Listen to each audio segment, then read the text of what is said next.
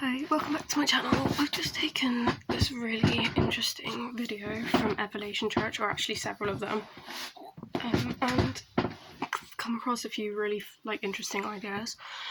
Oh, my hair. And basically I wanted to just put on my channel because obviously if you don't know what Evolution Church is, it's a channel that's really popular and famous, and it's about sort of church basically, and I like watching it because I am religious, and but it's really helpful. I would recommend definitely going onto it if it's something that you are into. If you've clicked on this video, I would assume it would be. So before I get too boring to make you click off, but I'll start off with the most powerful ones, because I had it in a list, but I'm gonna just pick out the ones I feel most wow and not ramble too much. He said this thing about how certainty would strangle faith, because I feel like everyone wants to be certain about everything at the moment, because it's something that no one is certain about anything anymore, and after lockdown it was just a huge shock and no one's certain about anything anymore, and God won't let us be certain because it'll strangle our faith. The second one I want to say is how better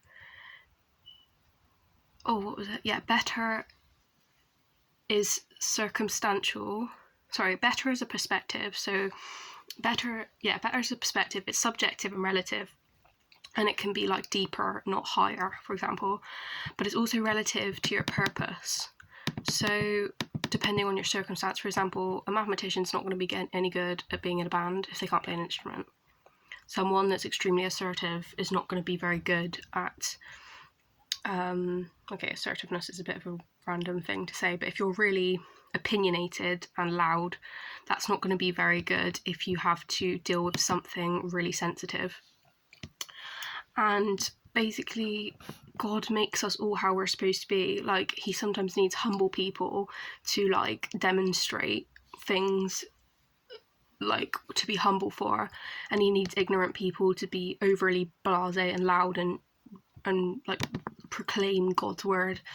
And he might need someone really small or short to go through a certain doorway. It was that was a bit of a bad one at the end, but in context it made sense. And this is why only looking at your standard, which is Jesus' personal standard, I feel obviously this would apply to people that are religious. Jesus is the only standard to live from, because living from other people's standards is really useless for that reason. And he said how people don't really understand how good they've got it a lot of the time, because God gives us I'm not trying to, and this isn't this, I'm so careful with religion now to not beat myself up and try and include the church in my views on God, because forgiveness, because I've done that in the past and it's not helpful. So basically we don't a lot of the time, but I just feel knowing that God's always going to give us forgiveness for any sins we've done. He doesn't love us because of what we've done. He loves us because of who we are, because he made the plan for us of what he wants for us at the end anyway. In the beginning anyway, he already decided, and he already knows what's going to happen. So he already knows, but we're not supposed to know. And certainly, but people sometimes talk about God. Well, I don't know, I don't want to talk about that bit, but yeah, he gives us life, he gives us love, and it's also, in terms of having things in perspective, he said how if you look at how you didn't bite in certain situations, you're actually doing really well.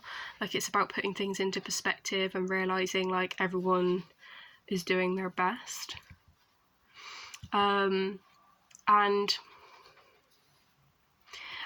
In brief, second to last thing, or basically, he was talking about some people who were going back to an old religious system in the Bible, and I can't remember, I don't know, and he didn't explain the whole context, but these are people that knew religion, they came from religion, and they weren't trying to fall back into the world, they were going back to an old religious system, which I can relate to that so much, if you get what I mean. They're trying to move away from it, because it said that you can quote unquote, fall away from grace if you basically, as I said, put God with the church and what the church means. And yeah, he also spoke about switching your grip, which is, yeah, he spoke about having a specific grip,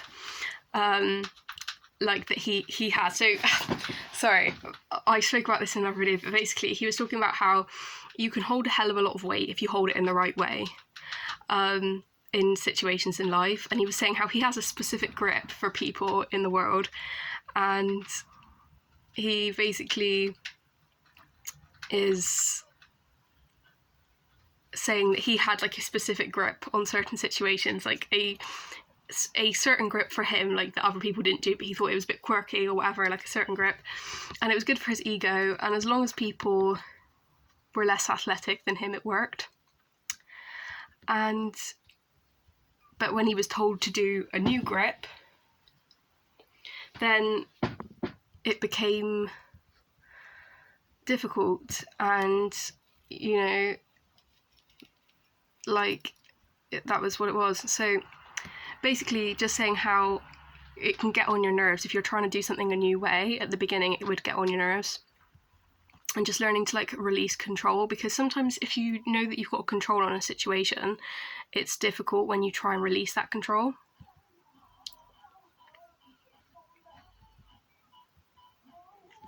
And like, oh, just quickly back to the perspectives thing, and better as a perspective, you feel like someone's doing better than you because you see the part that they show you. And they've also said in the past how you have two hands as a person. You have the hand that you show everyone, and you have like a diseased hand that you don't show anyone.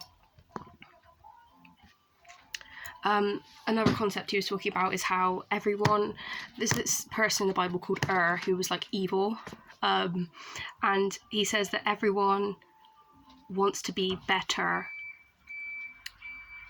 happier, fitter, wealthier, and that was just a really interesting thing. Like being greedy kind of like goes into the whole thing, which I thought was a really clever play on words. But yeah, it was really good. And he apparently also says in the Bible that God says, my thoughts are not your thoughts, my ways are not your ways, and it made the guy that was talking about it stop calculating what he's doing, because his ways aren't your ways.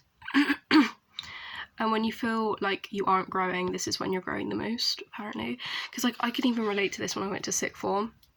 Like I literally was so stagnant. I was quite bored, and I was just like, I'm not growing, like I'm not mentally stimulated. But it taught me so much resilience and so much like being in a place and just being able to deal with a situation. And that was a really powerful growth experience for me. There we go.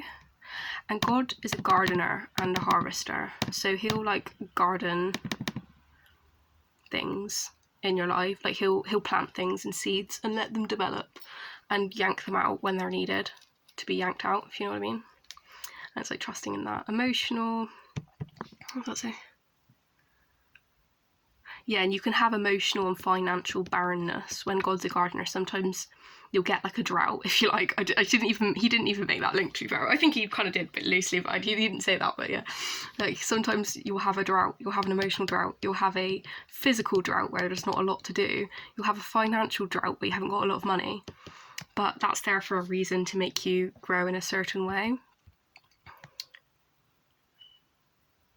And like the fact is as well, faith is such a dirty word, because no one knows how, like no one knows, like, and no one can demonstrate in totality God's grace. Like he can make glory through himself, but one person can't demonstrate God's glory continuously. And that's the thing, that's the reason why faith is a dirty word, because people say, oh, like I'm living for my faith, and like God said this, and he said a funny thing once, like God said this, and that's the end of it. And it's so and not to say like we obviously have a limited capacity, but the thing they say about faith is that God defies all understanding.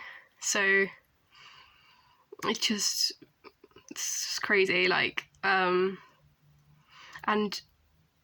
yeah, that's the end of my video really. But I literally love Elevation Church, and when I have nothing else to do, I'll watch Elevation Church because it's very inspiring, and yeah, I'm gonna keep doing videos about it. So yeah, I hope this kind of made a bit of sense. I'd really recommend checking Elevation Church out because I'm sure they say it better than me. But anyway, thanks for listening. Bye.